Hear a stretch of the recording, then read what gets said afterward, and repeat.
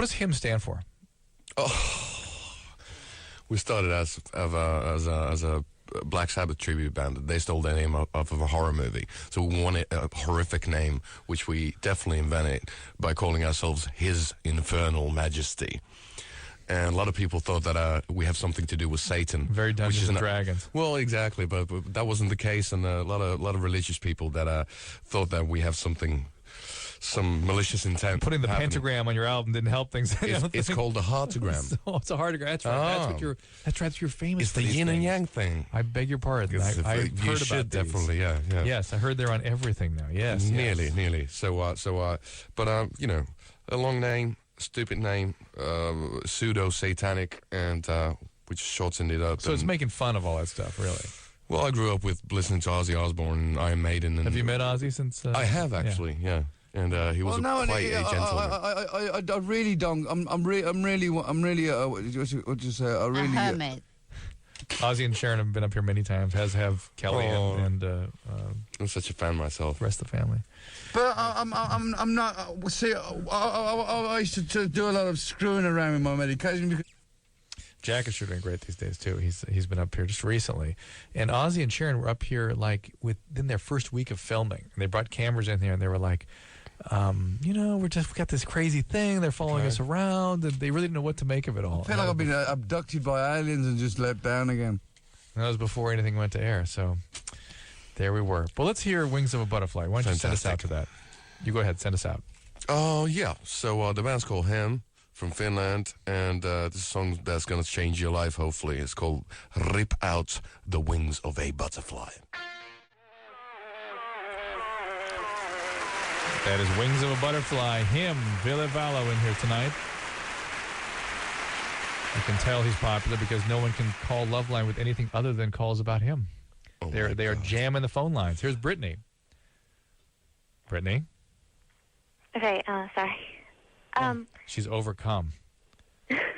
Well, the lyrics are, like, they're great and everything, but I was wondering, like, do you have any advice on writing lyrics? Writing lyrics? Yeah. I think that you just keep on reading as much as possible and explaining your soul on paper. It's like, for me, it's like writing a diary, so... Is there particular literature you're interested in, or...? Everything. Well, I mean, like ancient literature, or everything. Or everything. Everything. I've got a tattoo of Charles Baudelaire on my arm, so I do a bit of poetry, but everything, contemporary, everything. Everything's good. Do you read in different languages? You read in English, you read in Finnish? You read only in English, usually. You read in English? Yeah, because that helps me with language. I wasn't brought up in a family that speaks English, so I especially travel. Where'd you get the English? By traveling a lot. Meeting people, and I do consider English language being like music as well.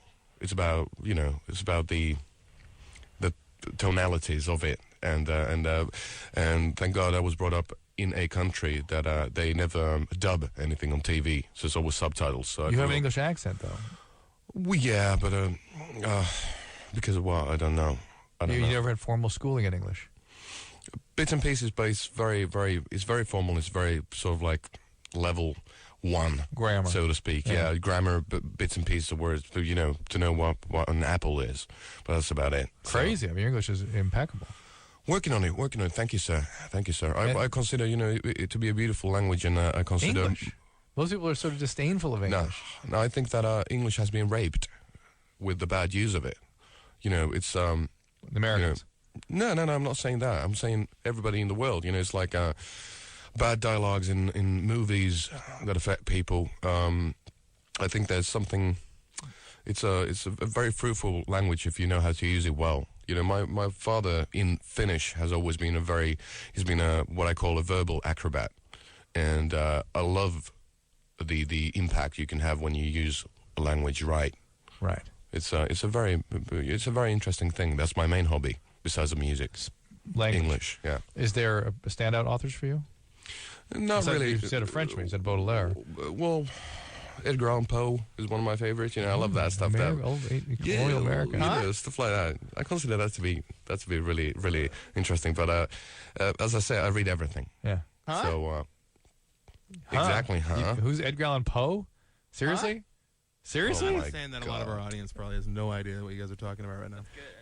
Okay, well, we shall continue Edgar with talking Poe to Brittany. is a famous poet, author Well, from... I think they might know that because The Simpsons actually even did that. But Right. He wrote a famous poem called The Raven. As far as Bill's tattoo, I think some kids might have just their heads exploded.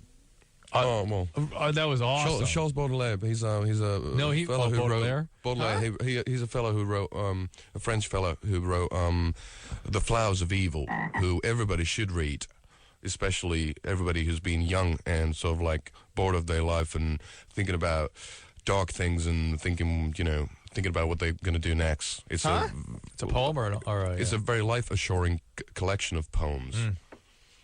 Baudelaire, you talking about? Baudelaire, yeah. Baudelaire. So he wrote in 18th century? 18th, yeah, 19th century. I think so. Okay, let's get some calls going here. This is Catherine. What's up, Catherine? You're on with Ville Valo from him. Hi, how are you guys? Hey. Hello there. Cheers, mate. What's happening? I was sexually abused as a kid. Oof. She said gleefully. What? You said gleefully. Well, it's better to keep an optimistic attitude about it than to act like great. it was, horrible. Yeah. But when you're in a relationship, how do you tell someone about that without worrying about, judgment? And I've asked 100 people about this, and no one can ever really tell me. Well, I suspect most guys that would be attracted to you, someone who's been abused, would already be of a bent, in other words, a type of guy who likes rescuing. Oh, geez. Right? Am I right? I suppose. You probably get one of two guys. You get a bad guy that you're attracted to or a rescuing guy that's attracted to you. Yeah, I've had the experience where I tend to find the people who are exactly like the person that did it Abused in you. the first place. Right. And so you're what are you doing about that?